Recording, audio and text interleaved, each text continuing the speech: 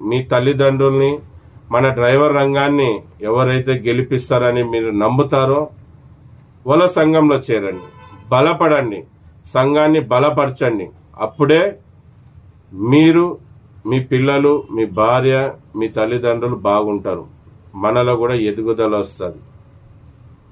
లేకుంటే ఇలాగే దాడులు జరుగుతూ ఉంటాయి, ఇలాగే మనని అవమానపరుస్తూ ఉంటారు, ఇలాగే బతికిపోవాలి. మనం అడ్జస్ట్ అవుతూ అవసరం లేదన్నా మంచి సంఘంలో చేరండి. మంచి సంఘం అంటే కూడా ఏ విధంగా ఉంటుంది అనేది కూడా చెప్తాను, గమనించండి నేను చెప్పే మాటలు. ప్రతి ఒక్కరి దగ్గర యూట్యూబ్, ఫేస్బుక్, ఇన్స్టాగ్రాము, ఎన్నో సోషల్ మీడియాకి సంబంధించిన యాప్స్ వాడుతూ ఉంటారు. ఏ సంఘం ఏ విధంగా పనిచేస్తుంది, ఏ సంఘం ఏ సమస్యల మీద రాజకీయ నాయకుల్ని కలుస్తుంది, ఏ సంఘం డ్రైవర్కి ఆపదొచ్చిన